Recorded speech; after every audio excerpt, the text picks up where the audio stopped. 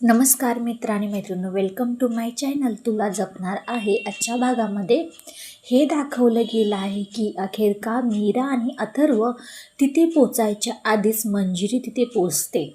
शिवनाथला त्या अवस्थेत पाहून मंजिरी खूप जोरजोरात ओरडते, शिवनाथ तुझा खेळ संपला. शिवनाथ म्हणतो, नाही ग, माझा खेळ नाही संपला, पण तुझा लवकरात लवकर संपणार आहे ही मी पूर्णपणे गॅरंटी देतो.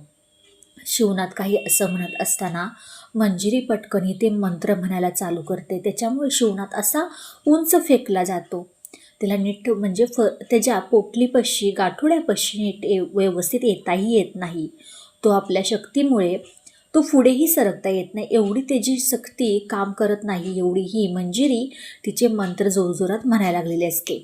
शिवनाथ म्हणतो, मीरा बेटा लवकर ये, मीरा लवकर ये, तुझी मला मदत आहे. कारण की तू जेवढी लवकर येशील ना, ही मंजिरीचं सत्य अथर्वच्या समोर लवकरात लवकर येईल ही वाटते मला. पर तिथे मीरा आणि अथर्व काही येत नाहीत. मंजिरी तिच्या काळ्या जादूंच्या शक्तीने शिवनाथला तिथून घेऊन जाते.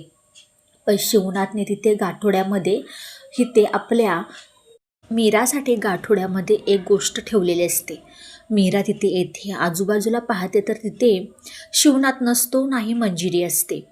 मीरा पटकन त्या गाठोड्यापाशी जाते. गाठोड्यामधून एकदम चमकच वेगळी येत असते, त्यातून काजवे निघतात.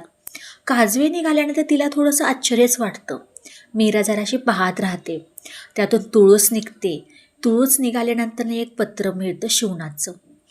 त्याच्यामुळे त्या पत्रामुळे एक मोठा संदेश भेटतो मीराला आणि ते पत्र वाचना त्यात अथर्व येतो.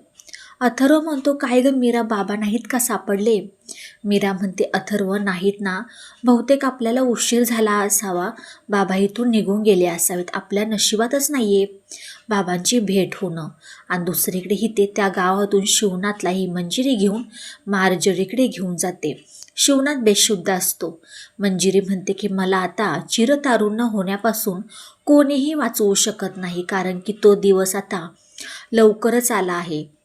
आणि असं काही बोलल्यानंतर नाही ते परत मंजिरी मार्जरीकडे जायला निघते. मार्जरी आणि मंजिरी या दोघीजणी शिवनाथला बेशुद्ध करून त्यांचा पुढचा मंत्र उच्चार करायचा प्रयत्न करत असतात. त्यांचा एकच प्लॅन असतो की आपल्याला अंबिकाला ह्या कवडीमध्ये कैद करायचा, अशी विधी त्यांची चाललेली असते. इथे घरी अथर्व आणि मीरा येतात. अथर्व आणि मीरा आल्यानंतर अथर्वला एक कॉल येतो आणि मीरा पुन्हा एकदा ते पत्र वाचायला चालू करते. तेवढ्यात अनन्या येते. अरे दादा, आई अजून घरी आलेली नाही आहे.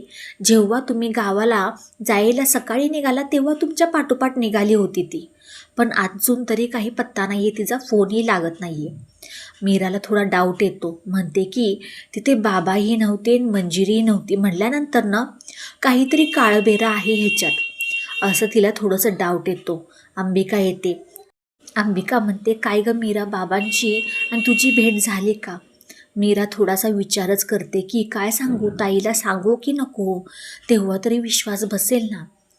मीरा म्हणते सांगतेच, आणि ती सांगायला गावाला ज्या ज्या गोष्टी घडल्या त्या सांगायला लागते. इकडे मंजिरीचा मंत्र उच्चार चाललेला असतो कवडीमध्ये त्या अंबिकाला कैद करण्यासाठी. अंबिकाला ही मीरा सांगत असते, पण तिच्याकडे तोंड न करता पाठ करत असताना मीराचं आपलं सांगणं चालू असतं. इथे अंबिकाला त्या आत्म्याला त्रास व्हायला लागलेला असतो. तिला मीराचं बोलणंही ऐकायला येत नसतं. तिच्या घरामध्ये मीराच्या घरामध्ये एक लालसर गोळा येतो. लालसर गोळा आल्यानं त्या गोळा अंबिकाला असा वडून घेण्याचा प्रयत्न करत असतो. तो अंबिकाला घेऊन जातो. पण एवढं मात्र आहे की मंजिरी आणि मार्जरीचं हे जे काही आहे मंत्र उच्चार हे पूर्ण होत नाहीत, कारण की ह्याच्या मागचं जे काही सत्य असतं की आपण अंबिकाला नाही कवडीत कैद करू शकत, तर मीरा आणि तिची मुलगी ह्या दोघींना आपण कवडीत कैद करायचं आहे. हे खूप मोठं सत्य मीरा, मंजिरी आणि मार्जरीच्या समोर आलेलं असतं. आणि हा शिवनाथ आपल्या ताब्यातच राहील. जोपर्यंत शिवनाथ आपल्या ताब्यात आहे तेव्हाच आपण मीरा आणि तिच्या मुलीला आपण कवडीत कैद करू शकू, असं काही इथे आलेलं असतं. तेव्हा कुठं मंजिरीला कळतं की चिरतारुण्य मला तेव्हा भेटणार आहे, नाही की अंबिकाला मारून. ही मोठी चूक झालेली असते तिच्याकडून.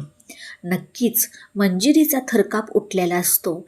व्हिडिओ शेवटपर्यंत पाहिल्याबद्दल खूप सारे मनापासून धन्यवाद. आवडल्यास लाईक, शेअर, सबस्क्राईब करायला अजिबात विसरू नका. चला भेटूया पुढच्या व्हिडिओमध्ये. बाय बाय सगळ्यांना.